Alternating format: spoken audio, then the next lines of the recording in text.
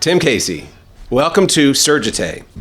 How are you? Great. I'm doing very well. I'm looking forward to discussing it with you. Me too. I'm really glad that you came. I know this was short notice and we just pulled it together. What I know about you is that you're on the board of Sparhawk Academy, and I think you were around before it even came into being, and you were part of the mechanism that made it happen. I want to get into that, but first, tell me a little bit about you in a sketch, just so we have a picture of Tim Casey. Yeah, I guess, the sketch changes, I guess, as the years go on, and I'm getting older, so my current version is that I am married, live in Franklin, Massachusetts. I have 11 children, ages 39 to 22. Oh, wow, that's awesome. And I just found out the news last week that we're expecting our 15th grandchild. Oh, congratulations. Yeah, thank you. That is fantastic. Yeah, so the tribe continues to grow. That's great. Yeah. Beautiful. Where are you from originally? In the Boston area? Yes, I actually grew up in the city of Boston, in West Roxbury, which is one of the neighborhoods. Okay. So I went to public school there, and then went to Bowdoin College up in Maine. Oh, my uncle works there. Really? Yeah, he lives and works there. He's worked there for 40 years, maybe 30 years. Wow, interesting. Yeah. I'm out at 47 years. I'm out there already. So, and then after that, I went to law school at Suffolk, which is right in the Boston area. Yeah. So are you a lawyer? I am a lawyer and a certified public accountant. So I combined those two licenses, and for my career, for 40 years, I was a tax attorney. And I just about exclusively worked in-house in big corporations that can afford to have internal tax planning because of they pay so much in taxes that it's worth it for them to bring in people that can plan and strategize, both domestic and international. Yeah, well, that's quite a skill set there. Yeah, well, it was fun. I enjoyed it. Yeah. Awesome. I didn't mean to interrupt if you had more to say about your sketch, but I was just curious because I know you kind of have the Boston accent. So.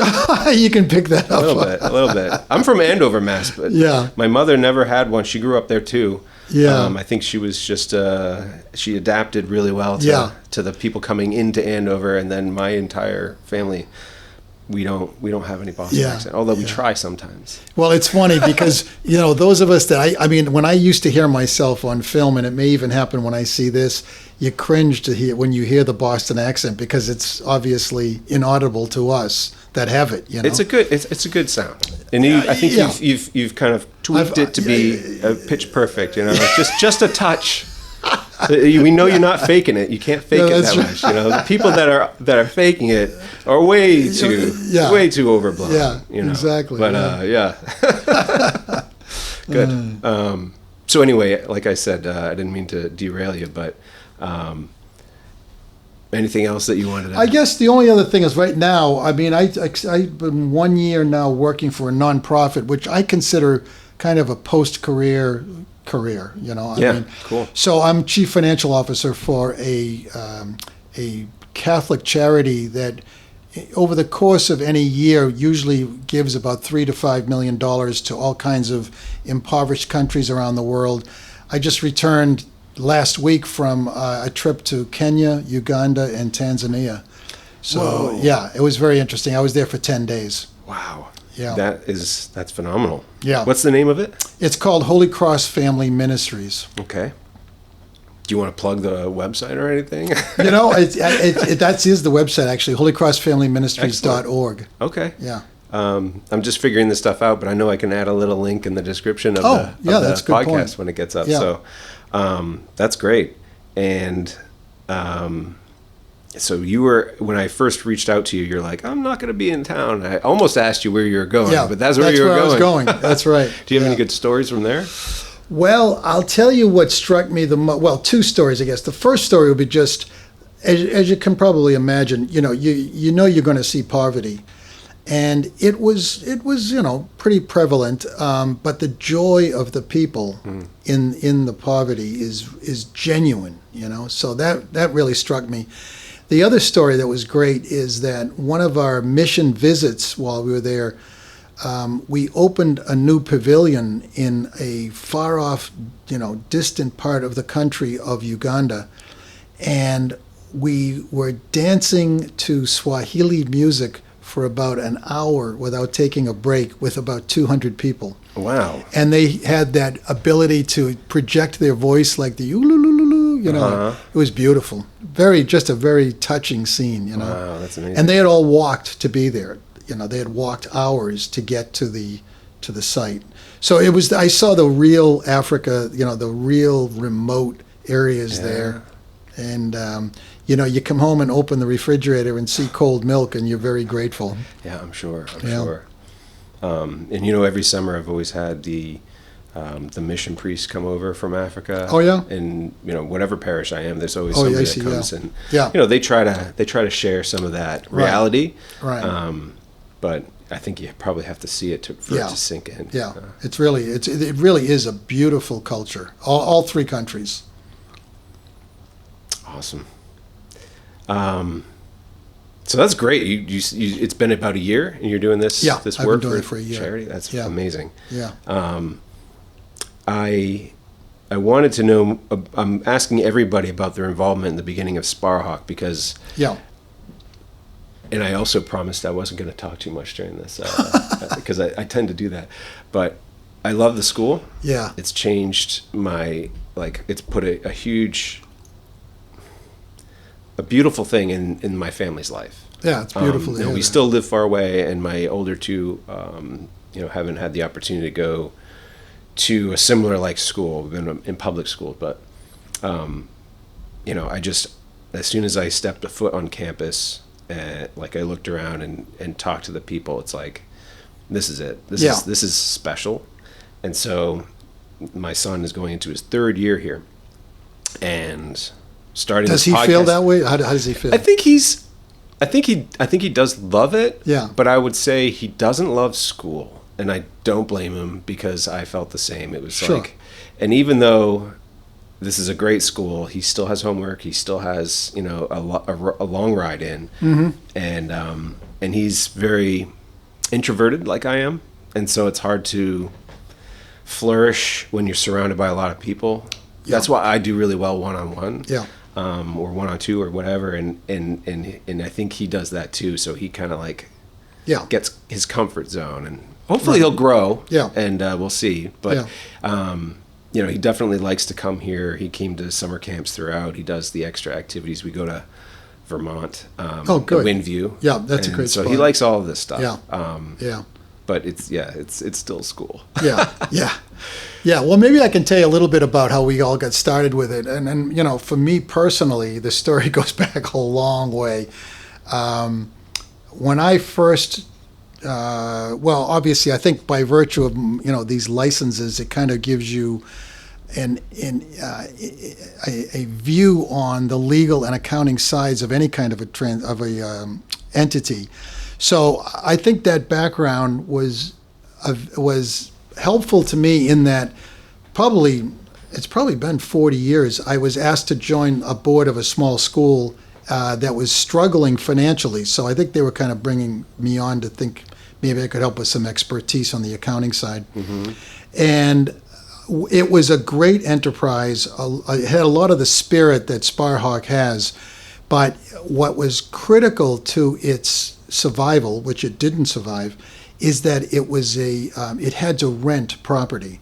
Was this Westbridge? Yeah, Westbridge. All right, Jim Golden told me about that. He did, okay. A little bit. I think he's a graduate. No. No? He got it shut down before he got into the grade level. Oh, wow. Yeah. Okay. So that he told me about that. Yeah. He told me his father taught there. Yes. And his older brothers went there. Yeah. Yeah. So when the time came when we realized we couldn't go on, it was a painful experience. Yeah, but what happened is, I don't know if Jim had he was too young probably to know, but our landlord wanted to take the property back, and not because of us. He wanted to get a better use out of it, Mm-hmm. So he was going to rehab it into condominiums or something. Yeah. And this was up in Lexington.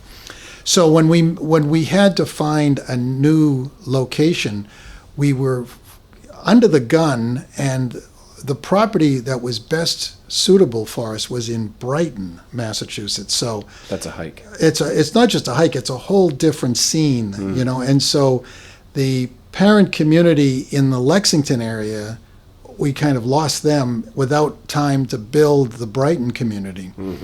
So it was a tough time. And when things started to go south, where we knew we couldn't open our doors again, it was painful having to call, particularly the faculty. Because they had their livelihoods. And it happened suddenly. Yes. So their livelihood was at stake. Now let me tell you this, because I think this is a very ironic part of the story, is Westbridge was located on the corner of Sparhawk Avenue in Brighton. Amazing. Yeah. Really? And we only found that out after we had, named our facility here. Yeah, it was. That's crazy, because Sparhawk is not a common name. No, it isn't. And this farm was called Sparhawk. That's Farm. right. So that is it was quite a story. Providence. Yeah, it really was. It felt that way. Oh my! We didn't know that until right now. I know It's we so didn't cool. know that until after we had named here and started up, and then I drove by the old facility when I was that was on Sparhawk Avenue. Yeah, so. That's interesting. Really Yeah. So anyway, that was my first experience, and I got to tell you, the pain of that stayed with me, of that, quote, failure, because I think we were in business for about 11 years, and there were graduates who benefited tremendously from what we were offering, But like I said, I felt bad for the parents who were in the school at the time, and obviously the students. But it was really making those calls to the faculty and saying, we can't reopen. That was painful. So I carried that, and I did kind of think to myself, there's got to be a higher purpose for going through this. Yeah. So anyway, that was kind of like my first venture involved in education, but I never really wanted to pursue it as a profession for myself. I more or less look upon what I do as ancillary services around education. So my second opportunity to get involved with education was, I think it was around 1995. Massachusetts introduced charter schools for the first time. Okay. And my wife and I, along with 3 other couples, started one of the first charter schools in Massachusetts in Franklin. Yeah. And that was a much better adventure from the perspective of, for those of your viewers who don't know how charter schools are funded. I don't know how they're funded. Yeah, it's a great structure. And Massachusetts was the 6th state in the country to adopt charter schools. So we were relatively early in the process. And like I said, we were among the 9 that were the first charter schools named.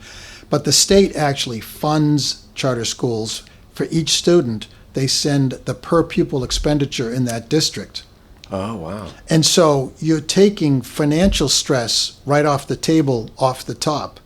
And it makes things a lot easier. So that adventure, we started the charter school in 1995, and we opened our doors K through 3 with 150 students. So it was instant credibility. And it worked out well because the town of Franklin at the time was overbooked for seats in the classroom. So they looked upon us as a great relief. Yeah. So it worked out well. And did any of your children go to any of these schools? Oh, well, not in the first school, not at Westbridge. Yeah, okay. When we opened the charter school, I had 5 children. The oldest was in the 3rd grade. And the insanity of it all was that, we had to build this thing at night because we all had day jobs. Yeah. So we were working really hard to get it off the ground. And in the next 6 years, I think my wife had 5 more pregnancies to deal with. Meanwhile, we're raising the older kids. So after 5 to 7 years, it just was too much for me to be, still on the board. So I stepped back from that. But the great news is, like I said, we opened with 150 students. Today, my understanding, and I haven't been close to the school since then, but I believe they are now K through 12, and they've been authorized at the state level for 900 students. Wow. And I don't think they've filled all those seats yet, but they're definitely over 500. So that's a great success story. And, you know, I got to tell you, you'd appreciate this just because it's in a school setting. Public schools, charter schools are public schools. Mm-hmm. So you couldn't talk about religion, mm-hmm. but you could emphasize the virtues and parents as primary educators. There's a whole lot. There's a whole lot that you could supplement a normal public education. Absolutely. Yeah. And what was fun about it is right from the beginning, we had Sikhs, we had Mormons, we had Jewish students. So it was a great mix of American culture, mm-hmm. you know, and I thought it was a great experience. Beautiful. Really, yeah. So then I stepped back from that in about the year 2002 or so, and I thought my years were done. But the opportunity to start Sparhawk, what happened is Bob Sylvain, who was one of the co-founders, called myself and Dave Riley and Joe Sharippa and said, hey, I know you guys have given thought to schools in the past. Do you want to do something now? And frankly, no, that was 10 years ago. And my oldest child is now 40. So when she was 30, I was starting to think, you know, I'd like to see my grandchildren get a chance to do something, you know, at a school that's got the right tone to it. So I jumped on the chance to do that. So the four of us got together and were more or less the catalysts to get Sparhawk off the ground. All right. So you four, all right. I met three of you. I haven't met Dave Riley yet, although I've heard his name. Oh, okay. I don't think I've met him. Yeah, maybe not. Does he live around here? Yeah, sure. He's still on our board. Oh, okay. He's on our board. And as a matter of fact, we're trying to launch a new building project, and Dave's the chair of that committee from the board. All right. So a building project for Sparhawk. To expand out for the high school? For the high school, yeah. Okay, well, I'm sure I'll meet him sooner or later. Yeah. I mean, I do spend some time here. Yeah. But, you know, just not cross paths with him, I guess. Right. So the idea came around, you say 10 years ago. I've spoken to, so I don't know if you know about the way I came across Sparhawk, or Opus Dei, actually. Yeah. Raymond LeGrand. Mm-hmm. I had an idea for a business, and I reached out to a bunch of people I didn't know through LinkedIn, and Raymond was one of the few people that responded. We met, and it looked like we were going to be able to move forward with my project, and in the meantime, we kind of spoke a little bit about each other or ourselves, and he told me something about Catholicism came up, mm-hmm. and he must have dropped it because, you know. Anyway, I kind of pounced on that because I've been kind of starving for Catholic friends and stuff, and, you know, community. And so he told me about that, and it turns out that my friend Charlie Dalsas lives just a town next to me. I know Charlie. And he was holding circles, cooperator circles, and which are, you know, for those who don't know, just meetings where people who are or are not members of Opus Dei can just gather,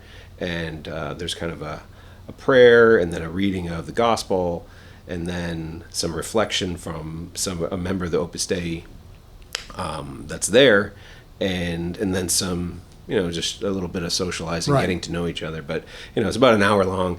Anyway, I started going there, and and then I was asking Raymond, so what about this project? And he's like, I think it's a great idea. I want to do it, but I'm going to quit my job and go start an elementary school, basically, or a school for boys. And I said, what? That was really out of left field. And then he kind of told me a little bit more about it, and that it had been, you know, on his mind for a while. But right at that time, when he could have quit and like done something else, he was doing Sparhawk. Yeah. And at that time, I think Jonathan was about 3. You 2. Yeah, because it was 10 years ago. 10 years ago, we started to talk about it. I think we just finished our 7th or 8th year. That was 8 years ago. It was 2017. Yeah. So John was 4. Yeah. And so, like, and my 2 oldest kids are girls, and so I kind of almost put it out of my mind. And Raymond and I kept in touch a little bit, but yeah. So that was like a kind of a chance encounter with Opus Dei, and then things have progressed with me from just that's great, learning more about it. And then, of course, the school is just, like I said, it's changed. Yeah. I mean, it's a big part of our life because it takes a lot of our time. But, I mean, having access to the sacraments, I mean,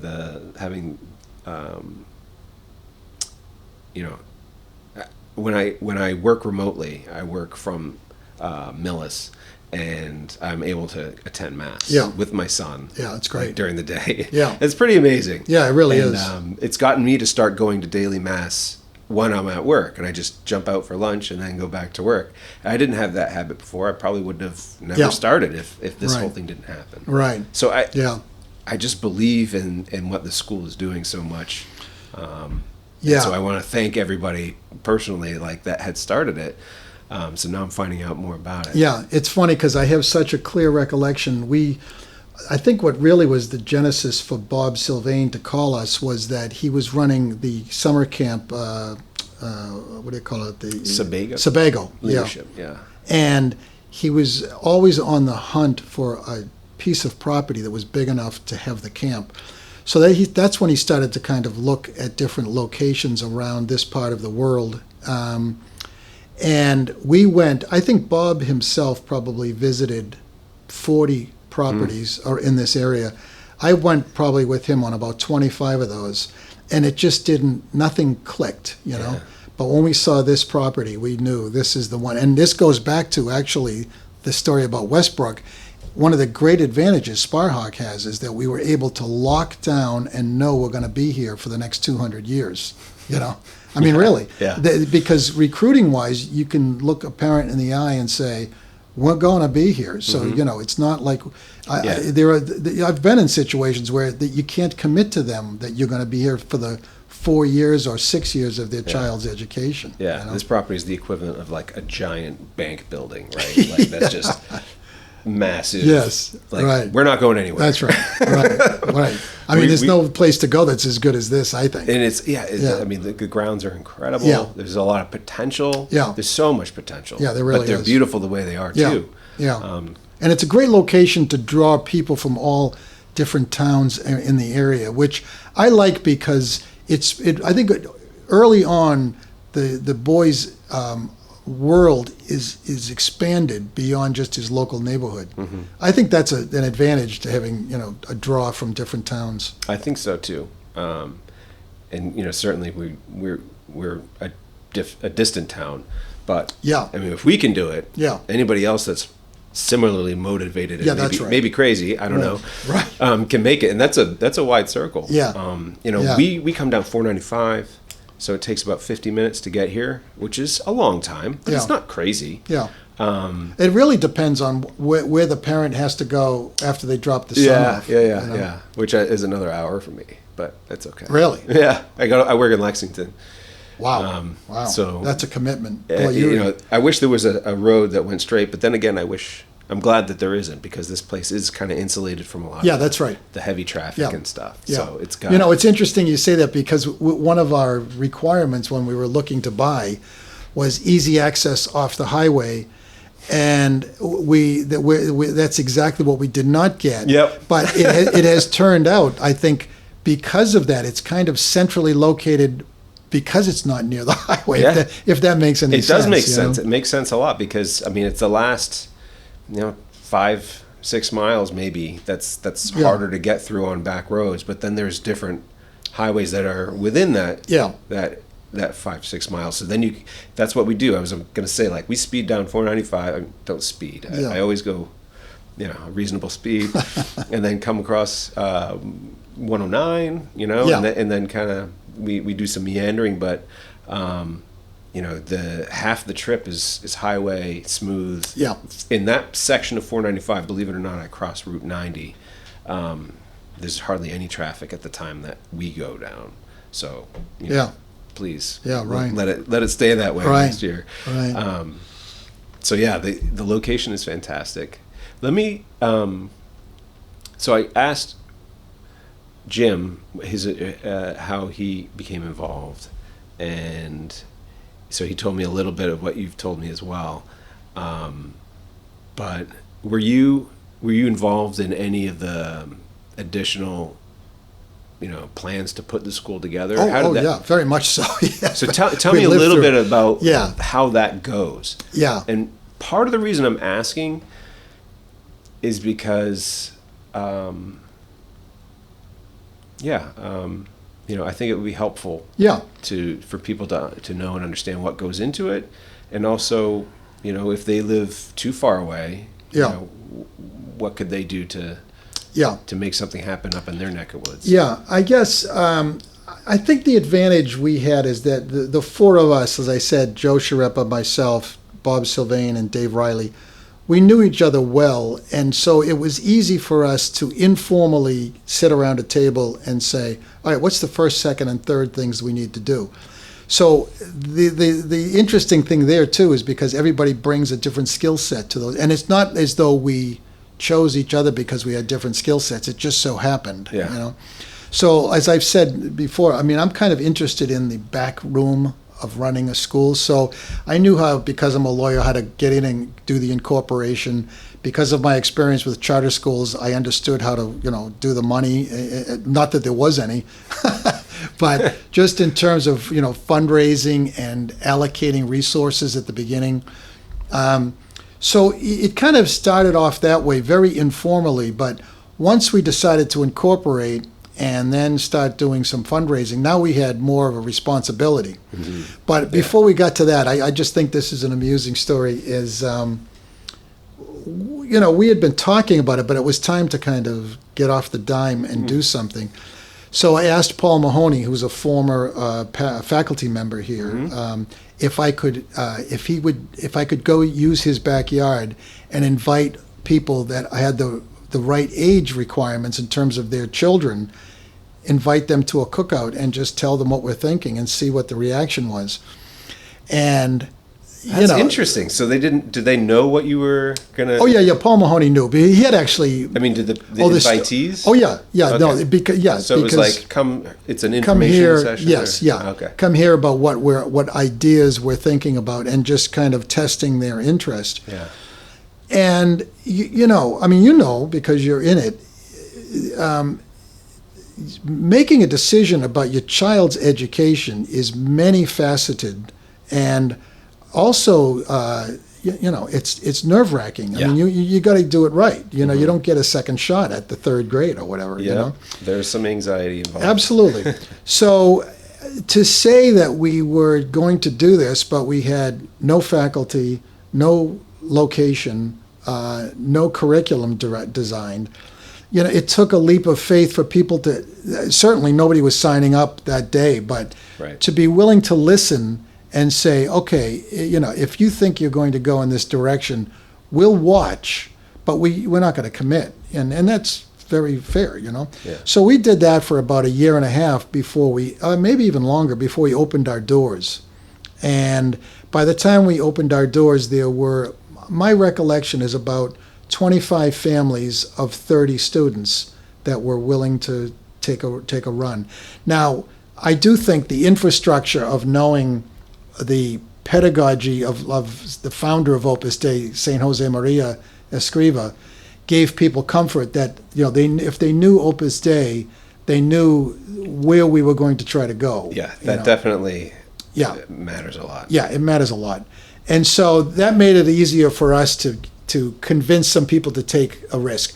But speaking of risk, I want to go back. You mentioned Jim Golden.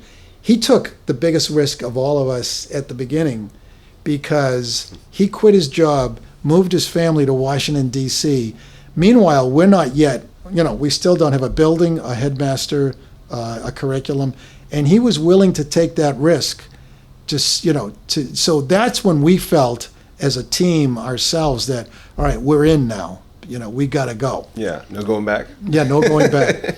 And, that was a catalyst probably of the, more anxiety than anything else. So hats off to Jim. He really put his life on the line, literally, to help us get started.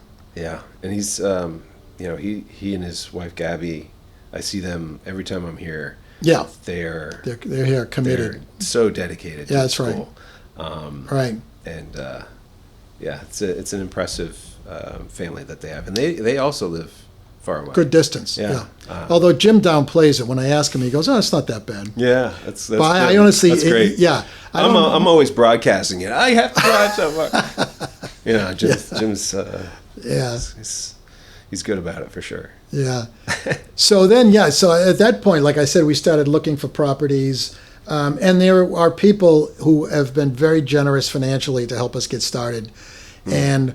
What is nice is that the circle is expanding of people that are helping us, fundraising wise.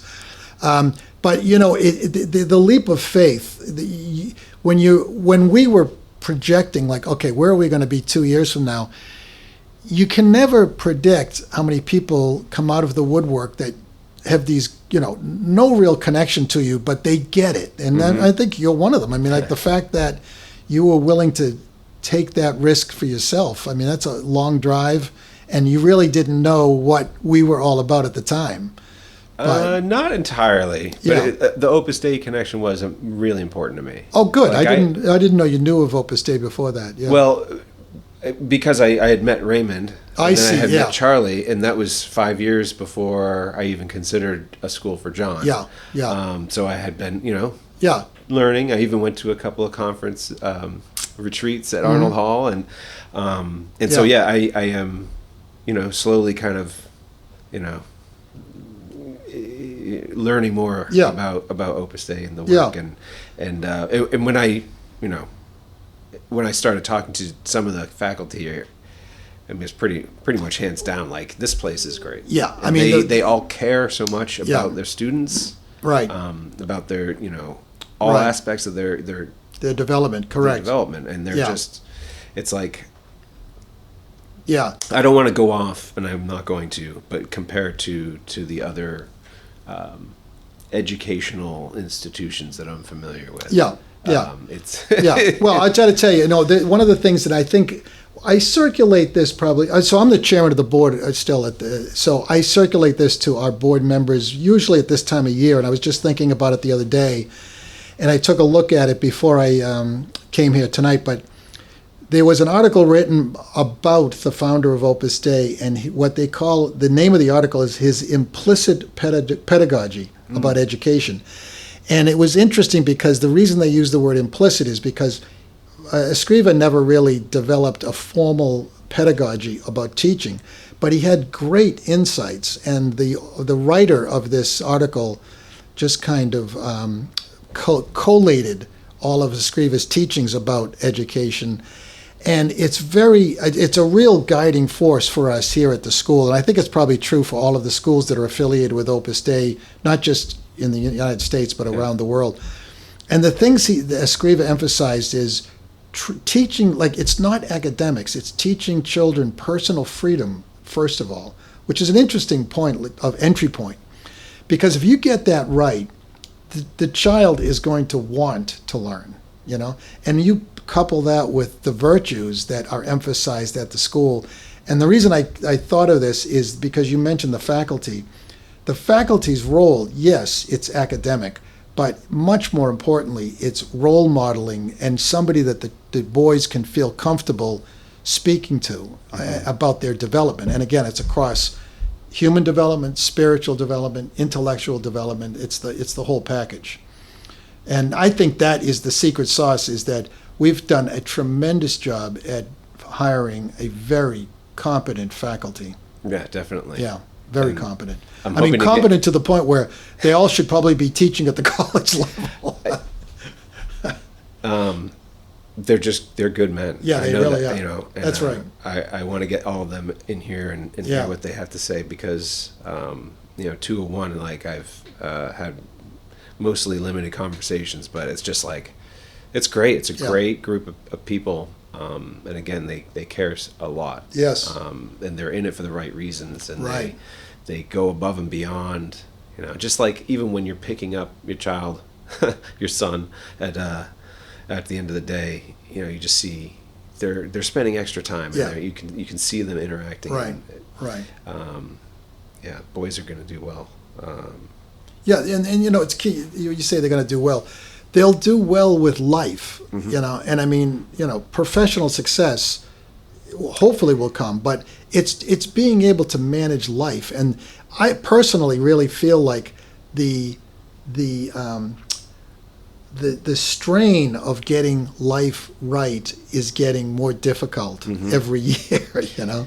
Yeah, especially, yeah, unless you, I can go on a long time, so I'm going to try not to do that. But yeah, it's very difficult. There are a lot of branches, pathways leading you off, and they usually go down. Yeah, right. And you know, it is invaluable to me to know that there is a community here around this school that are all kind of looking to get higher up. Yeah. They're aiming upwards, you know, and we all have like a shared, you know, a goal of bringing our children, our boys or girls in other schools or whatever. But like that's the focus, is bringing them up as a human. That's right. And not just being the best at sports. Yes. That's right. In my town, there's a lot of sports people, and they sacrifice a lot of other things for the sports. Right. And and so it's very important that there's that shared kind of goal. Yeah. And then having the support and extracurricular activities and groups and things that are happening, the summer camps. Yeah. Just kind of help you stay involved and on track. And I'd like for there to be more things, you know, to grow the community, and and I think that will happen over time because the core is so good. That's and so well established at this point. Right. And school's been in 7 years. I think we just finished our seventh year. Right. Yeah. And so that's fast. Yeah, it is. To be, I think, where you are. I think so too. And you know, it's fun to watch. You know, you can feel the reputation grow, not growing up, but like growing out. So like more people have heard of us now, and there's an element of certification that we're the real deal. You know, you just got accredited this year. Yes, as a matter of fact, I wanted to mention that is like, you know, the linchpin here that is in place now is Mike Schell as our head of school is a real. He's able to think at 30,000 feet and execute at 300 feet. And I think it's a great gift to us. And what we've, in the past year now done at the board, we can feel how our mission now is now like getting into like the 50-year plan, if you can believe it. Not on academics, but like campus planning and where do we want to go in terms of the major decisions. That's awesome. Yeah, I mean, the fact that we decided to open the high school this coming fall, you know, that was a milestone that we knew we wanted to get to. I didn't think we'd get to it as fast as we did, and I think it's attributable to Mike's leadership. I mean, he's done a great job. Yeah, he's awesome. And you say, what did you say? Think at a 30,000 foot level. He definitely he'll. I've talked to him about some things before, and man, like he definitely has vision. He has a lot of vision, and he has a way of speaking about things that. It's very holistic, and he kind of sees from a lot of sides. Yeah, and I think it's wonderful. Yeah. He's perfect. Yeah, and role. You know, it's interesting because on that point, I mean, I've been in a lot of meetings with big thinkers, and you wait 3 or 4 months and nothing has happened. They just continue to think big. Right. But that's what I'm saying as far as being able to execute. Yeah. You know, when we do have some thoughts about the direction we want to go in, Mike has been very good at coming back and not saying, you know, here's my latest iteration of the big thinking. It's here's what I've done, and you know, distilled it or made some action plan. Yeah. So it's good. It's all. It's. I think we really the board is very comfortable that we're moving in the right direction. You know, and to your point, like you know, once we're now going to be obviously a 3 through 12 school in 5 years. And the build out from that, like, and what we don't want to wait on is really addressing the parents, you know, making sure that they're as much of our students as the students themselves are. Yeah. Not teach them, but to strengthen that community bond that you've been talking about. Definitely, and yeah. I've definitely got that feeling from the school since the start. Is a very inviting, yes, atmosphere, environment. The communications going out to parents. It's always, come and see. And there are so many activities along the school year that are inviting, mom and dad to come and meet other parents and leave the kids with the babysitter, and that's so fun. Yeah, it's great events. And then other things that involve the whole family, and then there's father-son groups that just bring the dads with their sons, and like I mentioned about going to Vermont, like there are adventure trips that you can go with your son and make those special moments. So like that's a great great formula. Oh, great formula. Yeah. I love it. All right, so getting back into the community, I am interested in having the broader community be aware of the school's existence, its mission, the people that are involved, but also, the priests that are involved. Mm-hmm. I want to get to know them so that the community can get to know them. Yeah. So I want this to be a platform where there's a way of sharing and sharing.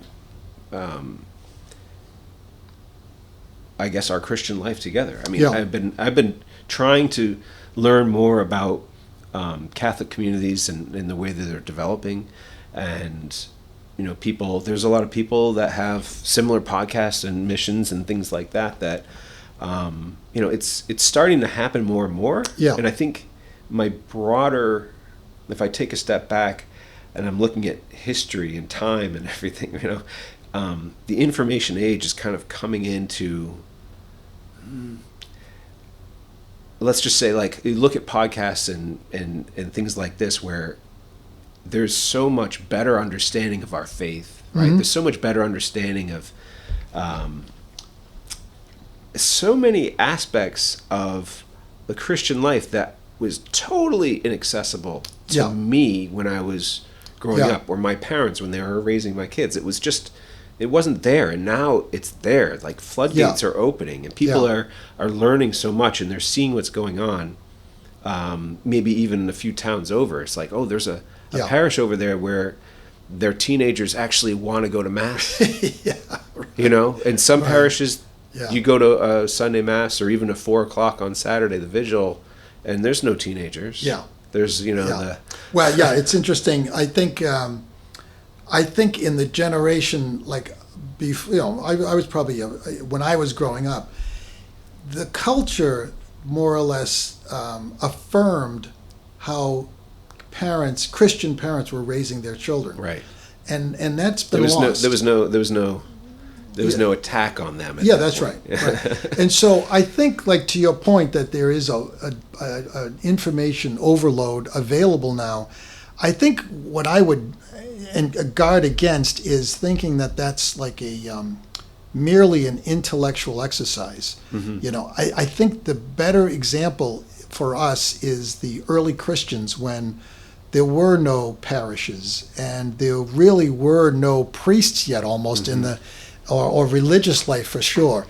And it was really up to the lay people who were married and raising a family to be witnesses to the faith and let people see how they lived their lives. Yeah. And I honestly think that's one of the benefits of this podcast can be, is just watching you interact with each one of your guests. I think your viewers will see the affirmation and the just the normalcy, if that's a word. Yes, no, absolutely. Absolutely. Because it's so easy to, like, I felt kind of alone on an island,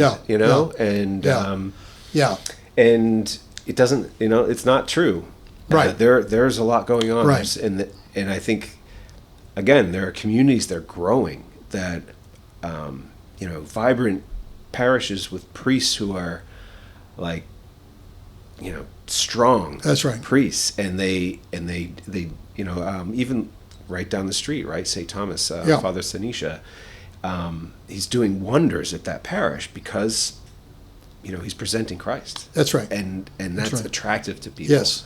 Authentic Christianity lived in community. Well, that's the thing, in community, because it's not, the old model was that everyone kind of lived in community with the priest. But I think now it's been flattened out. Instead of being hierarchical, I think it's now, horizontal in the sense that you're learning your faith through your interaction with your fellow community members, not just learning about the faith from the parish priest. Well, there's definitely a lot more of that. And,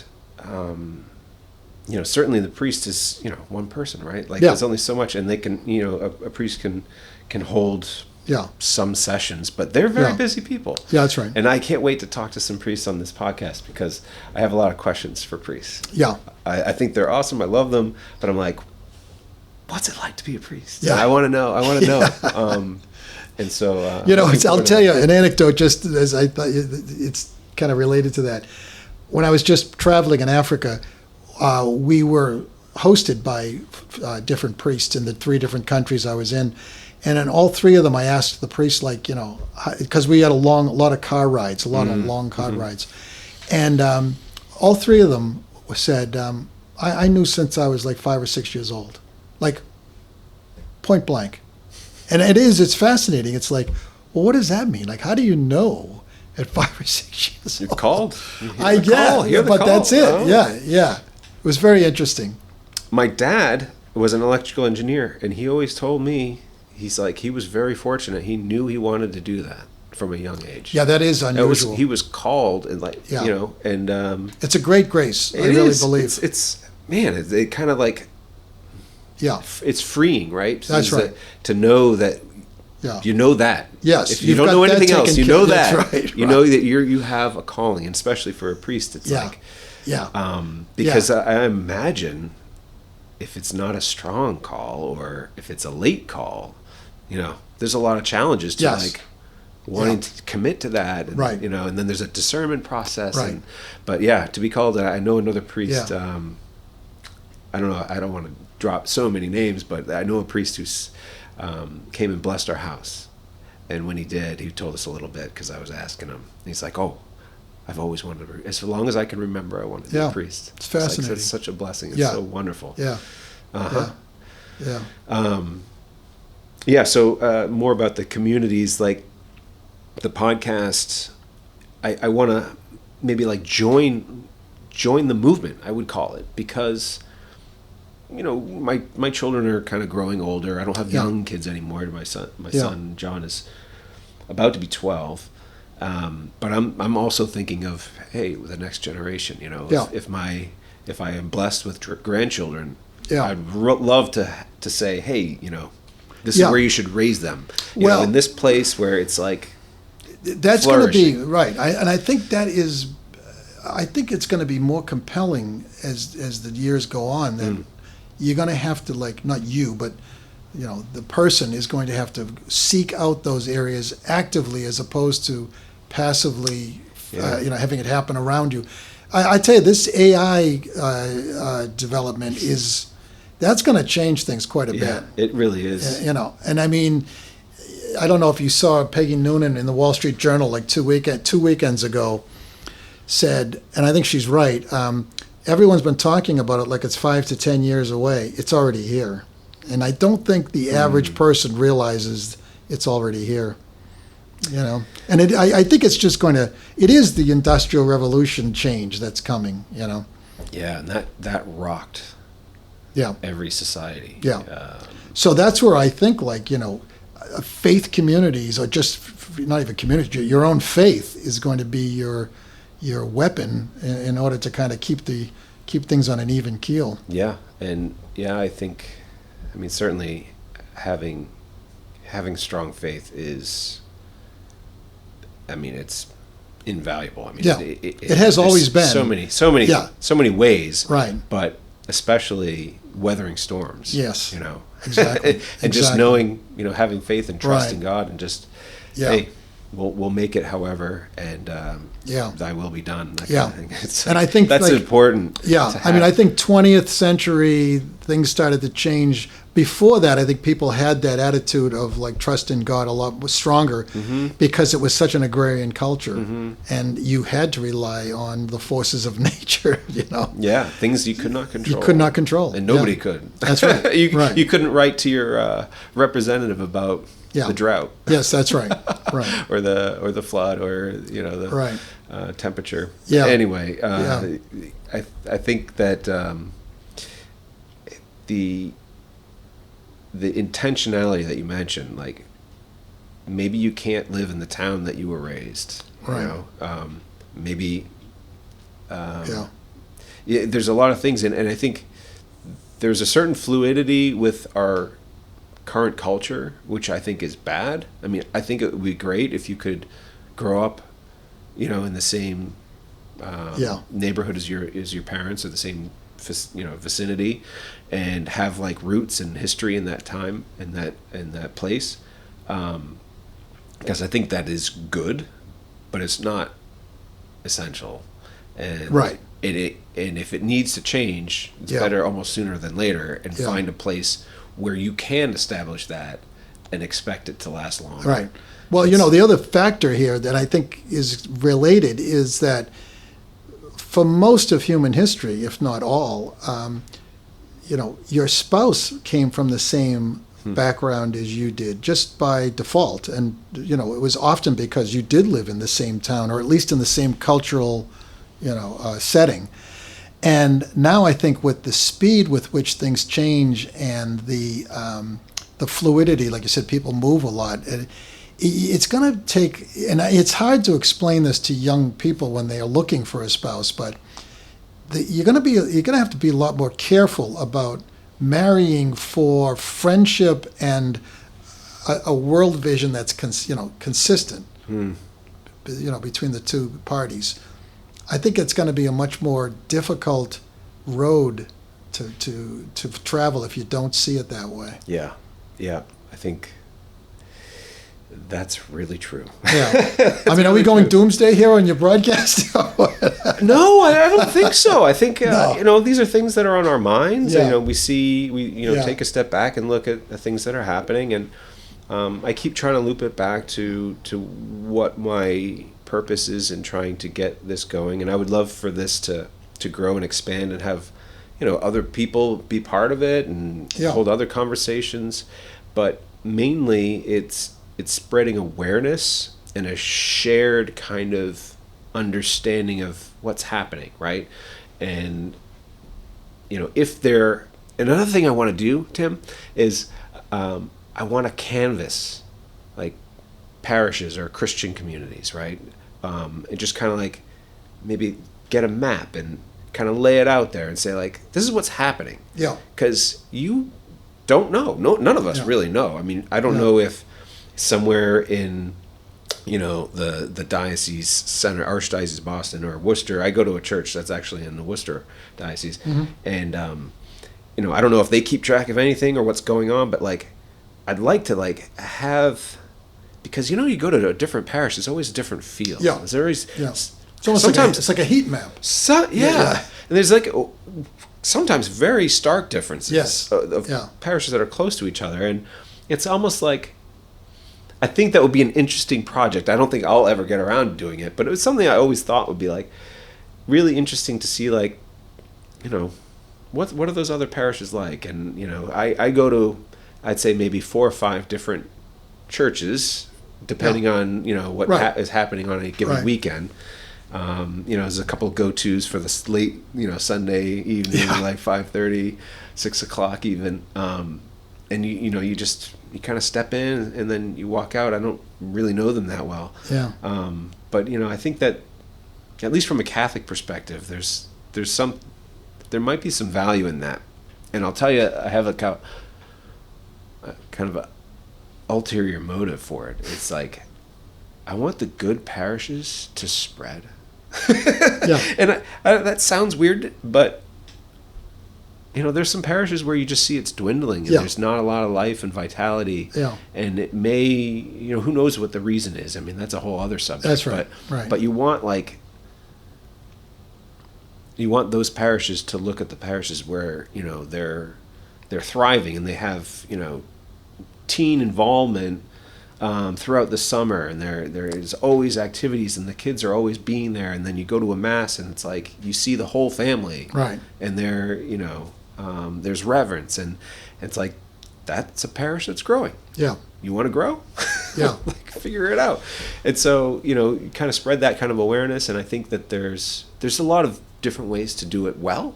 Yeah. So I don't want to necessarily say like good, bad, but or even say this is the way to do it. Exactly.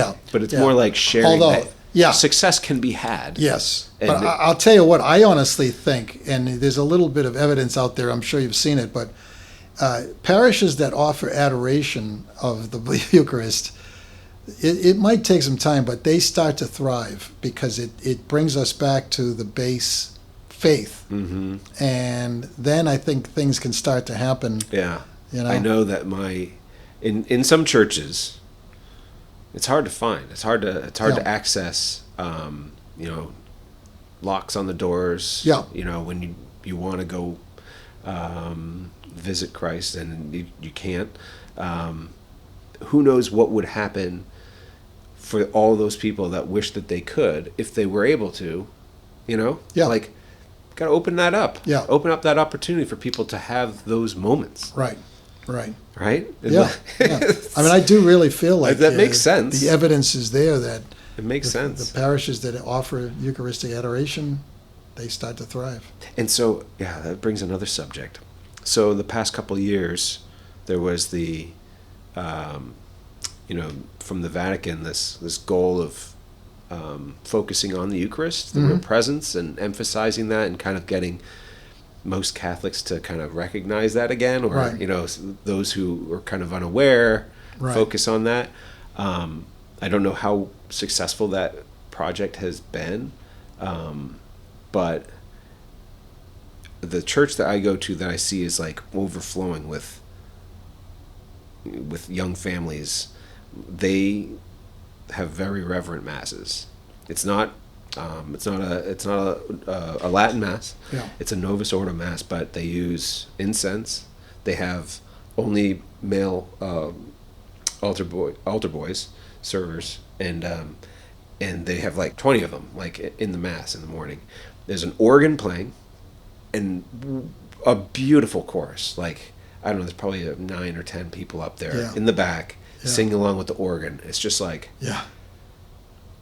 it's transporting you into another realm. Yeah. When you're in there and you smell the incense and you hear the music and you see like there's a certain way to do things. Like, again, I don't think there's only one way, but we're doing all of these things in a specific way because we're worshiping God who's here. And that church happens to be like really growing, attracting people from all over. I mean, it takes me 25 minutes to get there. And I brought another person from my town to that church, and I don't know if they're going to get their whole family to go, but and I think reverence for the Eucharist, and treating the church as a holy place, and I mean, I think that you kind of like know what to do. The church has all of the tools, and it's like, let's just start using those tools. I think that, and that if that message spreads, and of course the priests, the pastor of every parish, so many responsibilities. That's right. And they, they have maybe not the easiest time of changing things up. That's not going to be exactly. Something that you just do without a lot of thought and consideration. So, but I think that the more there's awareness of those things, the more likely it is for it to catch on. Exactly. Right. Where do you go to mass? I actually do oftentimes go to St. Thomas in Millis, but like I said, we live in Franklin, so the local parish there is St. Mary's. I don't know if it's still, but for many years it was the biggest parish in the archdiocese. Wow. Yeah, so it used to really rock. But I think the population has aged there. Like, so the parents who raised their children there are still living in the parish, but the children have moved, you know. So now those children are having, you know, the grandchildren or whatever.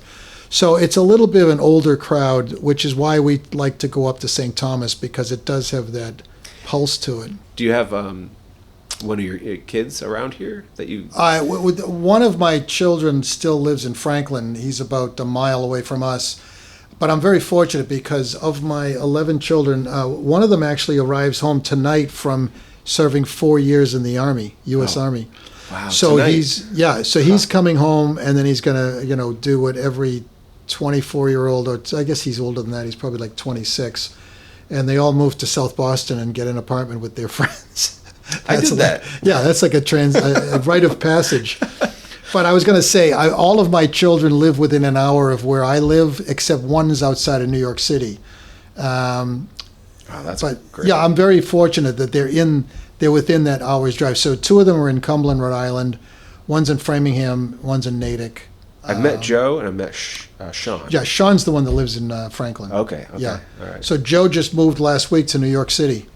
Oh, good for him. Yeah, so he's going to be God bless him. Yeah. So then, I guess that's those are the ones, and one is still in college. One lives at home. Just got out of Assumption last year. So he's working in the financial services industry. Wow. Yeah. It's amazing. There are a lot of kids. Yeah. I'm one of 7. I am as well. Yeah. And my siblings were kind of spread out. Yeah. But over time, we've kind of started to come back to the general Boston area. Yeah. New Hampshire, Boston. There's 2 of my siblings that are kind of more than a couple hours away. Yeah. The rest of 5 of us are closer.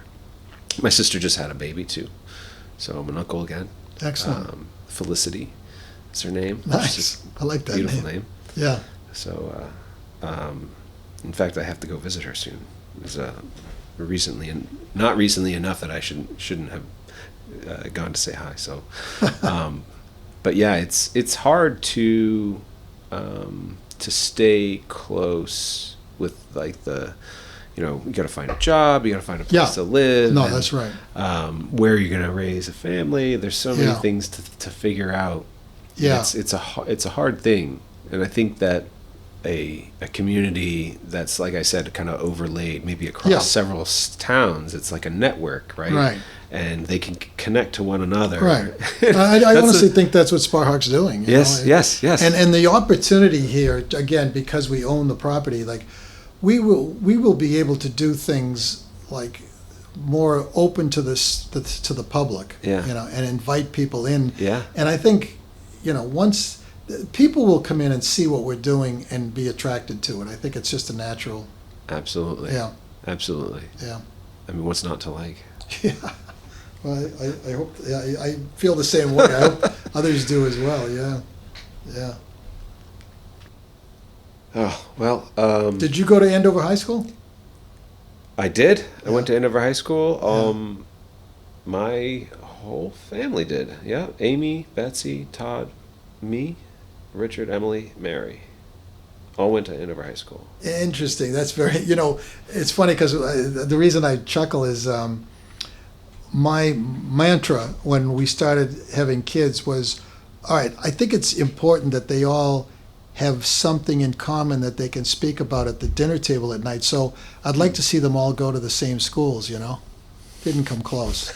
Didn't come close. I think there might be something like 5 different high schools among my 11 children. And it worked out fine, but it's funny how I set those guards, and God has other plans. Absolutely. So we want to make God laugh. Yeah, right, exactly. Plans. Yeah. So, Andover High School was, it was okay. It was a good education, I suppose, but we all did pretty well in Hanover High School. It was a good education. Oh yeah, that's got a very good reputation. But yeah, it's hard to. It's changed so much. That town. Kind of hardly recognize the downtown that I remember as a kid. Yeah, it's weird when that happens. Yeah. My parents had to sell their house. Well, they had to downsize it. Right. Way too big for them. Right. And so I've driven past there a couple times, and it's kind of weird because they were there for 30-something years. Yeah. And, yeah.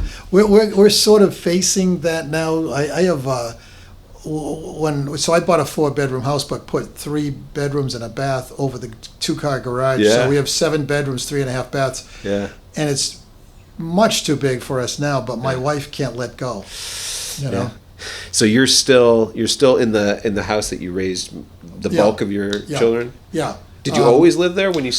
No, as a matter of fact, I have a clear recollection. So, like I said, our kids are very close in age, and when my wife was expecting Sean, who you mentioned, so Sean's my 6th. When she was like 8 months pregnant, we moved from one house to the other, and it was kind of a funny anecdote because we knew we had a lot of stuff to go from house 1 to house 2.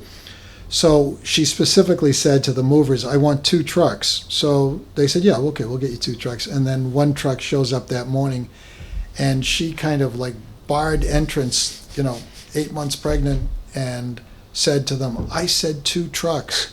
And the guy looked at her and he said, tell you what, honey, you relax today and we'll take care of everything, So 8 hours later, that one truck had to go back for the second load because they needed 2 trucks. And when he got back to the house number 2 at 11 o'clock at night with the second load, he just looked at me and said, how can you stand it? Because my wife was still running circles around the guy even though she was 8 months pregnant. So she got a lot of energy. Yeah, and she was right. Yeah, right. Yeah. So, so we've been in that house for about 32 years. So it's just like your parents. I think we're going to be there for a little while longer because my wife still believes that the grandchildren are going to come and stay 3 nights a week. And it's not going to happen, but she thinks they are. I don't know. Yeah, you never know. You never know. I think there's so much, it was definitely hard when my parents sold the house, and you have memories are there, right? Yeah. So much of your life is around certain places and. Oh yeah, for sure. Especially like the childhood home, for sure. Yeah. Yeah. Yeah. It's funny because, like I said, I'm one of 7 as well, and my youngest sister has taken on the house. So my parents have both passed away, but so that she's got it in her generation now. Oh, great! Yeah, that's awesome. Yeah, it is. It's great. Yeah, and it remains to be seen. She's not married, so it remains to be seen like what's going to happen. That next generation comes along, but I'll be long gone at that point, I think. Do you have any idea where you want to go? Just tossing around. Stay local in Franklin? Oh yeah, we'll stay. My parents moved to the Cape. Yeah, I mean we'll stay local around around Franklin. Yeah. I mean, truthfully, I would love to buy a house across the street from Sparhawk and downsize there. And those are some cool little houses. Oh, it'd be perfect. Cute. Perfect. Because you've got the whole community that you've talked about right across the street. Right. That would be great. Yeah. I got to look both ways, and then you're in paradise. Yeah. That's right. And I think the value of those houses is probably going up every day because of the number of people that do want. And as you well know, I think we've got a handful of, maybe even more than a handful now, of families that have moved to Millis because of Sparhawk. Mm-hmm. I'd like to be one of them. Yeah, I bet you would. Yeah, I've been thinking about it for going on 3 years now. Yeah. Is your wife just as excited about Sparhawk? She loves the school. Great. Absolutely. She came down. She took the photos for the students last fall. Oh yeah. She's in education. She is a tutor at Lowell. She originally taught high school English in the Bronx right out of college. So that was her training, and she worked there for 3 years right before we got married. So she's like a full-fledged certified teacher. But now she's been at home for a long time. She's getting back into teaching, and she likes teaching in cities where she can spend she can really look after the kids that get overlooked. Yeah. And the city schools, the way she describes them, are just unbelievably underserving those people. Right. It's so bad. But she loves this school. She wants to be involved. She senses the same thing I sense. It's just glorious. This place is so. That's great. It's just wonderful. But it's hard for us to spend that much time here. Yeah. And so we're always looking for ways to do that, and we have conversations every day about what our next 5-year plan looks like, because John, we'd like for John to go to high school here. What year is he entering now in the fall? Sixth. Okay. Yeah. So even without the high school, we would have had 3 more years of him coming here. Yeah, it's interesting because I know I've talked to people in the past who, when we were 3 through 8, that's 6 years. It didn't feel like they could make that major commitment to move because it was only 6 years. Yeah, because then what? Yeah, right. So now, if it's a 10-year window and their child's in the 2nd grade, they know they want to make the move. Oh man, it changes the game for sure. Yeah. So that would be great that people have a better option of knowing it's a longer ride with Sparhawk. Yeah, and so it's unbelievable that this just the execution of this, and starting the 9th grade and taking risks and just figuring it out and trusting, having faith that it's gonna work. Yeah, and I'll tell you honestly, it has been. It wouldn't be qualified as a miracle, but like I said, people wander into your into this kind of an institution that you have no idea that they're out there, and it's just kind of exciting to meet other people like-minded, and they bring skills to the table or whatever. It's just a fun way to go through life, is to, you kind of have a similar outlook on life, but not so uniform that there's no variety. Oh, there's always a variety. Yeah, for sure. Yeah. I wanted to do something the first year. It's been difficult, but I still want to do it. Like when we go down and pick up John, like I want to stay for like 2 hours, especially in the fall. I know. It's nice. I know. Even in the winter when there's snow, like it's so great to see these kids playing out there, and it's just the campus is so beautiful. I'm like, maybe we could get the grills going. Yeah. And we just say, hey, every day after school, somebody's going to be manning the grill, and you could stay for dinner, or something like that. That would be. Like, wouldn't that be cool? Just burgers and dogs, nothing special, or bring potluck or something. Yeah. But just it doesn't have to be a lot of people. Yeah. It could be that's whoever true. feels like it. But then you know that if for instance, something comes up and you can't get there at the time of pickup, there's the community that that your kid can be there, and you can just say, hey, so and so, my son is there, and I'll be there at 5 or 5:15 or whatever the thing is. Like, imagine how like relieving that would be, because we get really stressed out. Yeah, sure. When we can't make it, and we're like, sometimes it's like, who can we contact? And there's a few people I know that are there, but I don't know that they're on their phones. In fact, they probably, probably not intentionally not with their phones all the time. Right. So, anyway, things like that would, that's interesting. Very interesting. Make more opportunities for spending time here and building that community. Yeah. So, I'm full of those ideas. I want to do so much. Yeah, it's great. Another idea is like, remember the.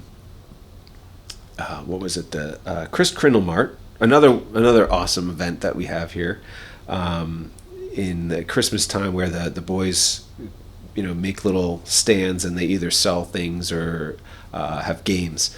I thought that it would be great to have a father-son project where they make carnival game. Like, we could start modest, but like, let's make some really awesome carnival games, and everybody has like theirs that they store. And then when the time comes, we all bring these carnival games, and they don't have to be like giant, but like, you know, great games. And then the young kids, the school kids, maybe like the middle school and up, can like run them. Yeah. And the younger kids, and so it's like a carnival, you know, and maybe it's a fundraiser. Yeah. But like, you know, every father has the project with the son to make this. Yeah, that's and you great. could spread ideas. You could have plans. Yeah. You could even build it in the shop. Yeah. You that's know, right. some plywood and 2x4s and so like there's there's so many opportunities. So many great things and you know, God bless this place because I always feel welcome with ideas. Yeah. I feel encouraged. I feel like you know, they're you know, this school is just waiting for that community to just come be part of it and say, hey, I'm here. Yeah. And there's like, you know, bring your ideas. Yeah. And bring joy. Yeah. You know, bring your family. Yeah. I think it's going to be interesting too, like with if we are able to accept high school students who have not had the middle or elementary school experience here, you know, so they're coming in from other. I hope it works, you know, but I think the expectation of what they think we're all about, if they're coming in from the outside, could be a little bit of an eye culture opener. shock. Yeah.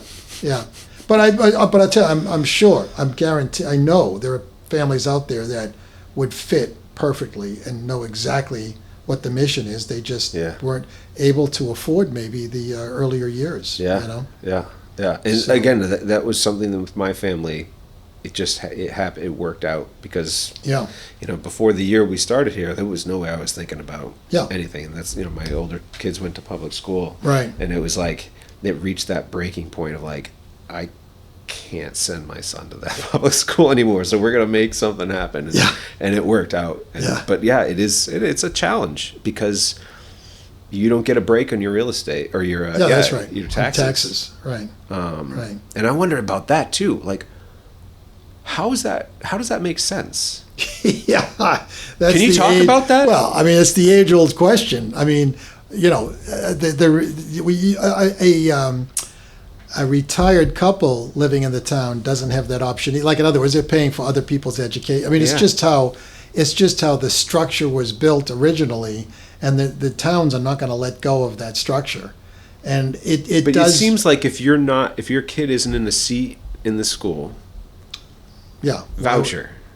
Well, that's it. I mean, I think it's inevitable. It's just not going to happen in time for you, probably. No, but you think it's inevitable, though? I do, because I think it's going to become more compelling that options for schooling are just, parents are going to demand it. Yeah. You know? Yeah. I mean, I think it's just inevitable. I do. Yeah. Yeah, I mean, certainly I'm not talking about myself for sure. It's like just the concept. It's you know, it's very prohibitive, especially for the people who you could say need it the most when they're raising young children. That's right. Like, no, that's right. No, you know, where are you going to send them? Yeah, no, I know. I mean, I think in days gone by, you know, private school wasn't as expensive as it is now, and. Well, Catholics had the nuns to teach, right? That's so right. It was more or less free for for school. Right. And then on the other side, I think property taxes used to be reasonable. Now they're trying to provide all kinds of services, so it's a significant chunk of money. Man, yeah. Yeah, it's hard, and I heard somebody at my work. Actually, multiple people, not just that, but like talking about the cost of a child, raising a child. Yeah, I think there was an article just in the paper this week. Oh, was there? Maybe that was why I've heard it recently. I think it was $300,000, soup to nuts, which I think that doesn't include college. I mean, college is a whole nother. I think that's just such a horrible thing to even think about. I don't know why. It just strikes me as like, what? Yeah.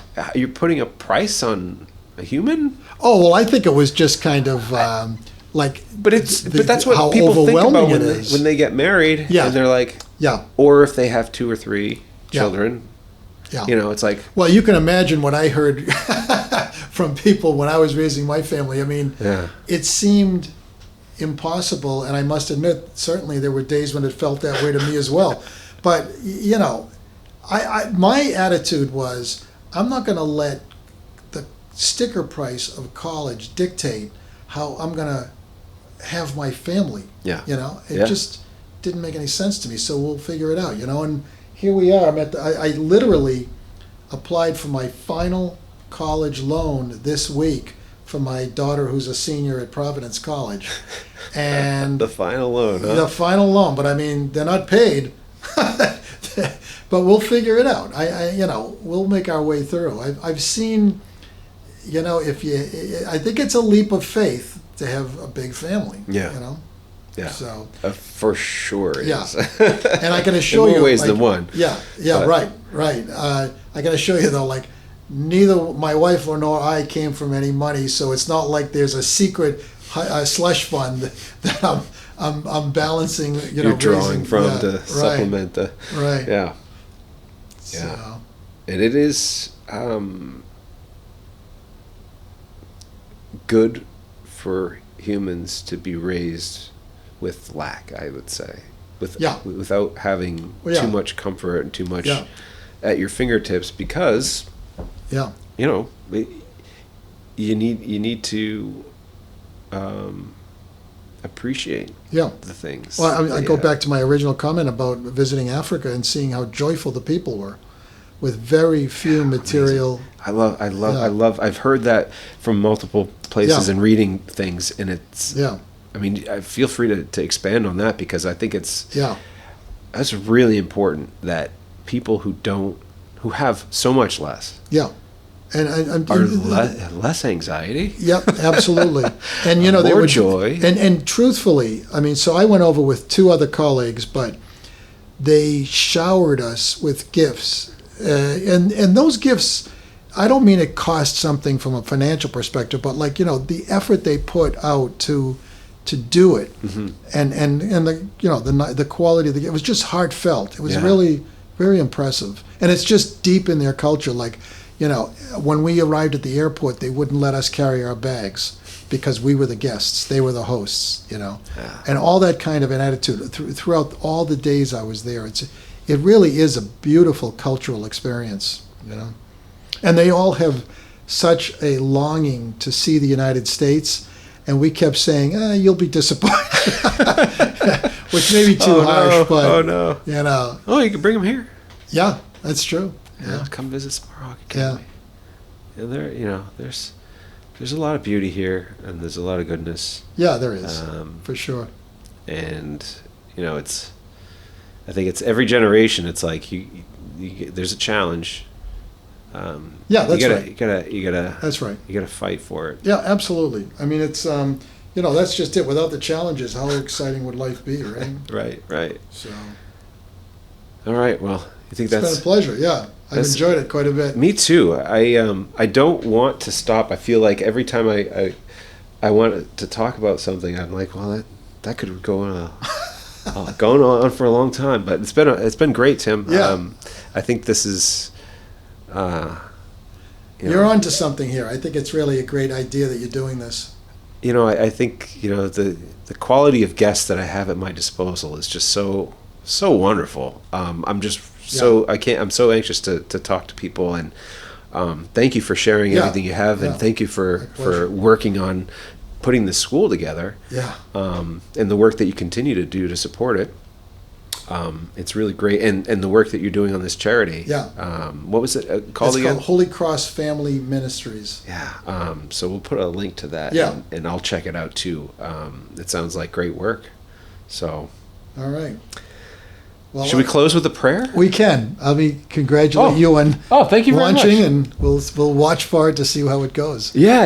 Well, so let's end with a prayer. In the name of the Father, and the Son, and the Holy Spirit. Amen. Hail Mary, full of grace. The Lord is with thee. Blessed art thou among women, and blessed is the fruit of thy womb, Jesus. Holy Mary, Mother of God, pray for us sinners, now and at the hour of our death. Amen. Holy Mary, seat of wisdom, pray for us. Amen. Amen. Great. All right. Thank you. All right. It was fun.